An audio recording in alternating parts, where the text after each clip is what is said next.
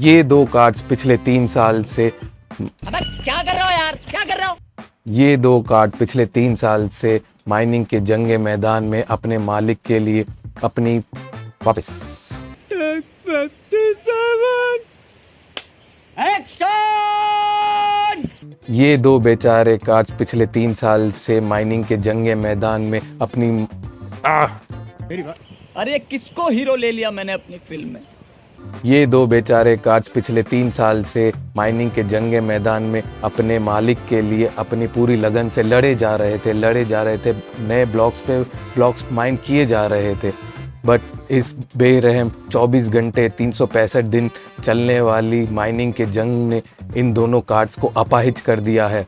इस माइनिंग के जंग में इन बेचारे कार्ड्स ने अपनी परवाह ना करते हुए अपने दोनों हाथों की अपने दोनों फैंस की कुर्बानी दे दी। बट अब 1 महीना बीत चुका है, इन कार्ड्स का आराम हो चुका है और अब वो वक्त आ चुका है कि इन कार्ड्स की मलहम पट्टी हो और इनको नए नए फैंस मिले और ये फिर से अपने मालिक के लिए माइनिंग के जंगे मैदान में उतरे। धंधा फर्स्ट क्लास चल रहा है, टकाटक चल रहा है और नोटों की तो बारिश हो रही है, बारिश।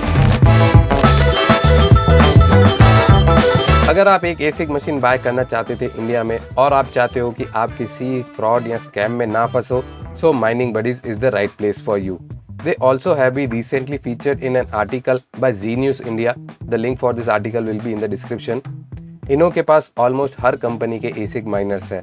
Miners like Antminer S19 Pro, Antminer S19J, Antminer L3 Plus, Avalon 1166, Gold Shell, KD5, Insilicon A10 Pro and many others. To buy or for price inquiry, you can contact them on their Instagram page or you can contact them on their Facebook page. The links will be in the description. Hello guys, कैसे हो आप सब? Welcome back to my YouTube channel solar miner. आज के इस video में मैं बताऊंगा कि आप कैसे फैंस चेंज कर सकते हो अपने पुराने ग्राफिक कार्ड के। सबसे पहली बात, फैन चेंज करने की नौबत ही क्यों आ गई? कार्ड्स पुराने हो जाते हैं, 3 या 4 साल हो जाता है कार्ड्स को चलते चलते, तो उनके फ़ैन जवाब दे जाते हैं, वो ख़राब हो जाते हैं, तो उनको चेंज करने पड़ते हैं। अभी आपके पास फ़ैन चेंज करने के 2 ऑप्शन है। सबसे पहला ऑप्शन तो ये है कि सपोज़ आपका कार्ड अगर वारंटी में है, अब तक 3 साल नहीं हुए हैं, तो आप उसको कंपनी में बेच के उसको चेंज करवा सकते हो। बट मेरे केस में तो क्या है, इन कार्ड की वारंटी ख़त्म हो चुकी है और अभी कंपनी से तो चेंज नहीं करवा सकते। तो अभी इसको चेंज करने के लिए 2 ऑप्शन है। या तो फिर मैं चाइना से इनके फ़ैन्स मंगवाऊँ या तो फिर लोकली फैंस लेके इस पे इनके हीट सिंक पे लगाऊं। तो आज के इस वीडियो में मैं दोनों करने वाला हूं। मैंने कुछ फैंस बहुत टाइम पहले चाइना से मंगा रखे थे, बट वो मैंने सिर्फ इस गीगाबाइट कार्ड के मंगा रखे थे, पर मेरे पास आसूस के लिए कोई फैंस नहीं है। अभी चाइना से फ़ैन मंगाने में क्या इशू है, फ़ैन का एक पेयर यानी 2 फैन चाइना में रेट तो 500 रुपया है, मतलब इंडियन रुपीज़ के हिसाब से 500 रुपया है, बट वहाँ से यहाँ तक की शिपिंग कम से कम 1500-3000 रुपये पड़ जाती है। तो काफ़ी एक्सपेंसिव हो जाता है फैंस यहाँ पर शिप करना। तो मैंने जब मंगवाए थे तब मैंने साथ में 10 पीस मंगा दिए थे, बट एक एक करके सारे 10 पीस मेरे सारे फैंस में लग गए। और चाइना के फैंस ये कोई ओरिजिनल कंपनी के तो नहीं आते हैं, ऐसे ही थर्ड पार्टी के ही आते हैं। तो वो चाइना के फैंस भी चले 2-3 महीने चले, वो भी फिर ख़राब हो जाते हैं। तो इस वीडियो में मैं दोनों ऑप्शन करूँगा। जैसे मेरे पास एक चाइना का फ़ैन भी पड़ा है गीगाबाइट के लिए, लेकिन आसूस के ग्राफिक कार्ड पर मैं एक लोकल 80 mm का फ़ैन लगाऊंगा। कैसे लगाना है, क्या करना है, ये सारा आगे हम इस वीडियो में देखेंगे। तो सबसे पहले आपको क्या चाहिए होगा, ऑब्वियसली फैंस। जैसे मैंने कहा कि गीगाबाइट के मेरे पास फैंस पड़े हैं और आसूस पे मैं लगाने वाला हूँ ये वाले fans. Other than fans, unit screw drivers जो इन ग्राफिक कार्ड की छोटे छोटे स्क्रूज खोल सके। हमको चाहिएगा आइसोप्रोपेन क्लीनिंग अल्कोहल।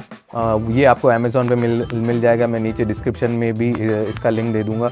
और जैसे हम इसका थर्मल पेस्ट चेंज करने वाले हैं, तो आपको कोई एक अच्छा थर्मल पेस्ट चाहिए। इस केस में कॉर्सायर का TM30 थर्मल पेस्ट यूज़ कर रहा हूँ। आप कोई भी थर्मल पेस्ट यूज़ कर सकते हैं जो अच्छी क्वालिटी का हो। और आप और भी एक स्टेप फर्दर जा सकते हैं, इसमें आप थर्मल पैड्स चेंज कर सकते हैं। मैं इसमें थर्मल पैड्स नहीं चेंज कर रहा हूँ क्योंकि मेरे पास नहीं है, बट जो चीज़ है वो है आज के वीडियो का स्पॉन्सर, जो कि है पाई प्लस से आपको माइनिंग से रिलेटेड सारी एक्सेसरीज मिल सकती है, जैसे latest and best 009S plus riser. These are the latest version risers with 8 capacitors. Means आपके GPUs are more stable and more safe with these risers.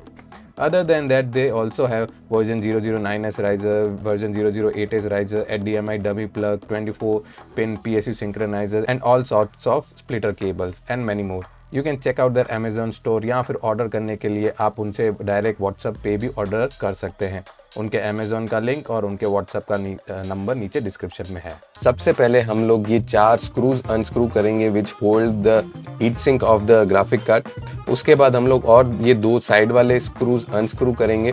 सारे 6 स्क्रूज अनस्क्रू करने के बाद आप पीसीबी और फैन श्राउड को हल्का सा ऐसे फोर्सफुली पुश करोगे तो ये अपार्ट हो जाएंगे। उसके बाद जैसे कि मेरे ये कार्ड्स 3 साल से कंटिन्यूस माइनिंग कर रहे हैं तो इनों में काफ़ी धूल मिट्टी जम गई है। थोड़ी सफाई करने के बाद हम लोग फैन श्राउड को और हीट सिंक को अलग करेंगे ये 4 छोटे स्क्रूज से।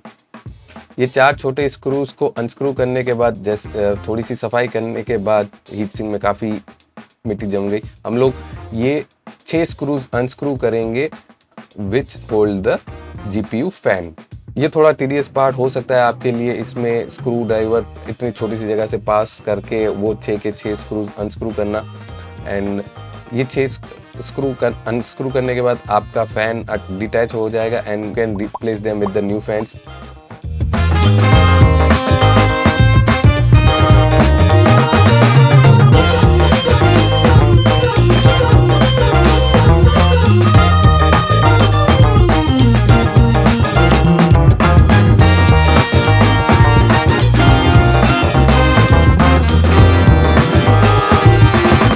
यहाँ पर आता है सबसे मोस्ट गुस्से दिलाने वाला काम। क्यों? क्योंकि वो 6 जो छोटे छोटे स्क्रूज आपके निकले वो फिर से स्क्रू इन करने में बहुत गुस्सा आता है। क्यों? क्योंकि वो 6 स्क्रूज या तो कभी अलाइन नहीं होते होल के साथ, या तो कभी अलाइन होते हैं तो वो स्क्रूज स्क्रू इन करने के बाद उस छोटी सी जगह में स्क्रू बार बार घिस जाता है। तो एनीवेज 10-15 मिनट टाइम देने के बाद ये मैंने 6 के 6 स्क्रू इन कर दिए। And after screwing in wires टक इन करने के बाद हम लोग हमारी पीसीबी क्लीन करेंगे। पीसीबी मतलब जहाँ पर हमारा जीपीयू चिपसेट लगा हुआ है। जीपीयू चिपसेट क्लीन करने के लिए I am using isopropene alcohol. Isopropene alcohol को टिश्यू पेपर पे लेके हम लोग हल्का सा जेंटली वाइप करेंगे। अगर आपका बहुत पुराना कार्ड है तो थोड़ा सा और वाइप करने के बाद ये हो जाएगा क्लीन। सेम वे हम लोग हीट सिंक अभी हमारा क्लीन करेंगे। हीट सिंक में भी सेम हम आइसोप्रोपेन अल्कोहल यूज़ करेंगे। आप यहाँ पर आपके मेमोरी पैड्स भी चेंज कर सकते हो। Currently I am not changing them क्योंकि मेरे पास नहीं थे। After cleaning the heat sink हम लोग हीट सिंक को फिर से फैन श्राउड से जॉइंट कर देंगे with those small 4 screws.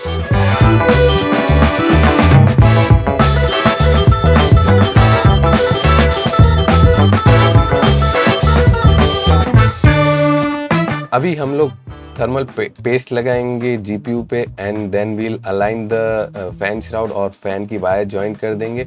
And फिर से वो सारे 6 स्क्रू छोटे वाले जो हमारे पीछे हमारे हीट सिंक को होल्ड करते हैं वो स्क्रू इन कर देंगे।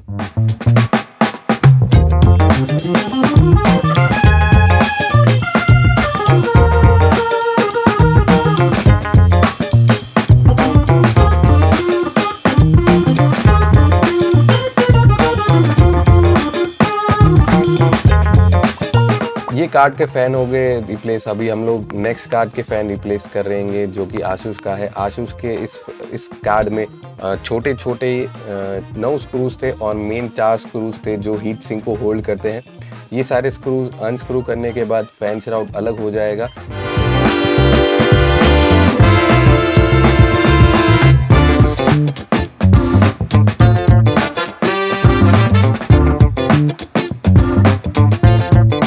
सेम में हम जीपीयू को थोड़ा क्लीन करेंगे with brushing and then we'll clean the heat sink.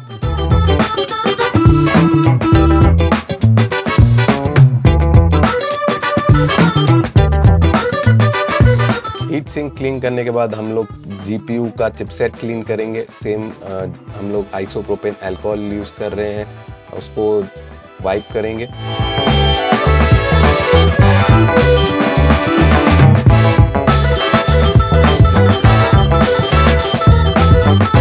Same है, इसमें हम थोड़ा सा थर्मल पेस्ट लगाएंगे एंड हीट सिंक को उससे अलाइन करेंगे एंड पीछे के ये चारों स्क्रू इन कर देंगे। इस केस में हम लोग वो जो छोटे 9 स्क्रूज फैन श्राउड के साथ निकले थे वो नहीं लगेंगे क्योंकि हम लोग इसमें फिर से वही फैंस नहीं अटैच कर रहे हैं, हम लोग इसमें दूसरे फैंस अटैच कर रहे हैं। फैंस दूसरे अटैच करने के लिए मैं दोनों को डेजी चेंज कर रहा हूँ। क्यों? क्योंकि दोनों को अलग अलग वायर्स से फैन हब से कनेक्ट नहीं करना पड़े, इसके लिए मैं दोनों की वायर्स ज्वाइन कर दे रहा हूँ। इस तरीके से क्या हो जाएगा कि एक ही एंड रहेगा, मेरे को एक ही एंड को कोई भी फैन हब में देना पड़ेगा।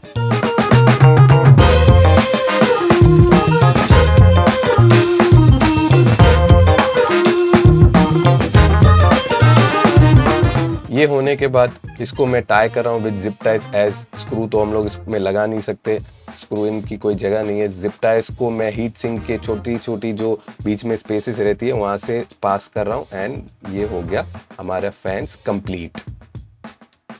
इन दोनों ग्राफिक कार्ड्स को मैंने फिर से अपनी माइनिंग रिग में लगा दिया है।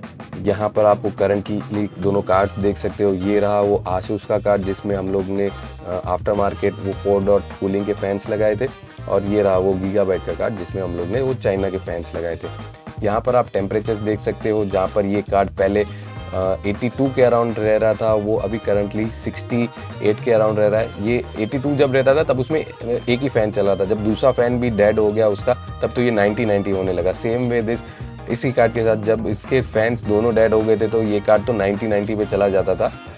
आफ्टर चेंजिंग द फैंस ये 78 पे रह रहा है। 78 टेम्परेचर इज़ गुड कंसिडरिंग इस कार्ड को 3.5 या 3.5 साल के अराउंड हो गए हैं, और इतना घिसने के बाद भी ये अगर 78 के अराउंड रह रहा है तो ये बुरी बात नहीं है। मेरा ये कार्ड तो कभी कभी 82 पे भी चलता है and I am recording this video after 1 week of changing the fans and 1 week से ये चल रहा है। एंड मेरे पास एक दूसरा भी कार्ड है जिसके मैंने पहले भी फैन चेंज किए थे, जिसका टेम्परेचर 82 रहता है एंड वो भी करंटली 2-4 महीनों से कांस्टेंट माइन कर रहा है। तो 82 से लेके 85 तक temperature is fine for your cards, अगर आपके कार्ड्स 3 साल के ऊपर हो गए हैं तो। सो गाइस, अगर आपको मेरा ये वीडियो अच्छा लगा हो तो प्लीज़ मेरे चैनल को सब्सक्राइब कीजिएगा और मेरे इस वीडियो को एक लाइक दीजिएगा।